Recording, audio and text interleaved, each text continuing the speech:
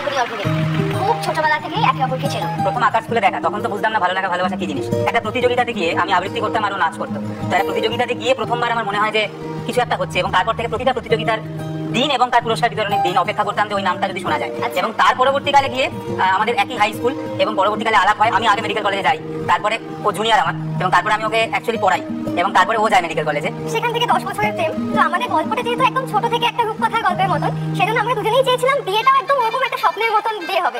তো একদম আমি চেয়েছিলাম আমার স্বপ্নের রাজকুমার ঘোড়ায় চড়ে আসবে, আমি পালকিতে করে যাবো ওর সাথে।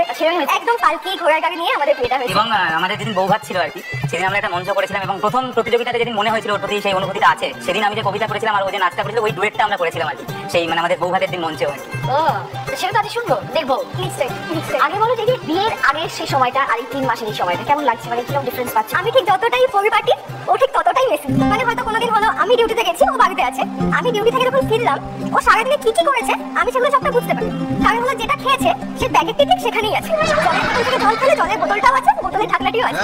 আমি যাওয়ার সময় হয়তো স্নান করতে ভুলে গেছিলাম। যদি স্নান করে তাহলে আমি বুঝতে পারি বাথরুমটা অগোছালো, শ্যাম্পু একদিকে, বডি ওয়াশ একদিকে। যদি দেখি সাজানো আছে তাহলে ছেলেরাও স্নান করে না, এটা তো ছেলেরা অবসাদ হয়, ছেলেরা চান করে না, মানে এত গুণ হয় ছেলেদের।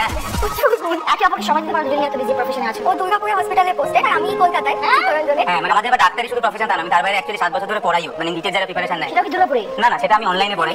ওকে। মানে আমি গত 4 বছর ধরে নিজের প্ল্যাটফর্ম নিজে তৈরি করে বাংলা ছাত্র শুধু বাংলায় পড়াচ্ছি আর কি। কারণ আমি দেখেছি সমস্ত ইনস্টিটিউট যত রয়েছে সব হিন্দি ইংরাজি, তো আমি চেষ্টা করেছি বাংলাতে, যাতে যে কোনো মানুষ, সেটা দার্জিলিং থেকে সুন্দরবন, এবং পয়সা যাতে কোনো রকম ম্যাটার না করে। কারণ তুমি জানবে হয়তো নিটের জন্য হয়তো লাখ লাখ টাকা অ্যাকচুয়ালি ইনস্টিটিউটদের লাগে, ফিস হয়। তো সেটা আমি একদম না নেওয়ার মতোই প্রায়। গত বছর অলমোস্ট 50 জন মেডিকেল কলেজে গেছে, এই বছর আশা করছি 100 জনের বেশি যাবে। আর মধ্যে লাগে ফটাফটি ওই একটা বিষয় নিয়ে সব বেশি লাগে।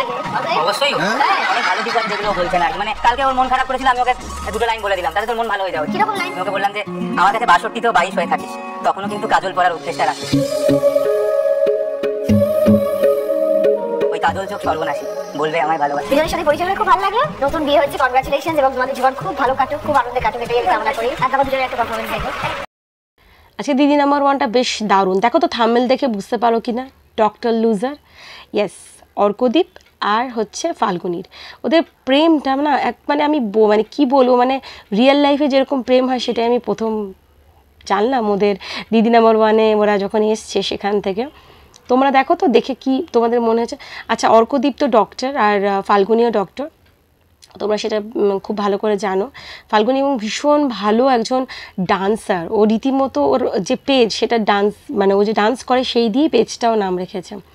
যেমন দুজন গুড লুকিং কাপল, আর তেমন ওদের ভিডিও, মানে কি বলবো। আর ওরা তেমন যে সোশ্যাল ওয়ার্কগুলো করে। এখন তো অর্কদীপের নিজস্ব একটা নিট পড়াবার জায়গাও হয়েছে, ও নিজে নিট পড়ে, এবং সেটা বাংলা মাধ্যমে, মানে এখন তো ইংলিশ মিডিয়াম বিশাল চল, বাংলার মাধ্যমে নিট পড়ার। আর সেটা আমি আগে জানতাম, আর আমি আজকে দিদি নাম্বার 1টা যখন দেখলাম তো দেখে সেটা জানলাম, তোমাদের সাথে শেয়ার করলাম।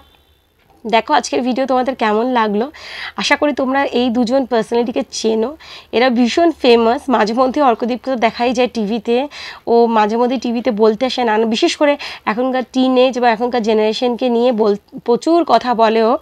ওর পেজ ফলো করে রেখো পারলে, ভীষণ ভালো কথা বলে, মানে এত মিষ্টি একটা ছেলে, আমাদের থেকে অনেকটাই ছোট বলবো। তো যাই হোক, আজকে দিদি নাম্বার 1 তোমাদের সাথে শেয়ার করলাম।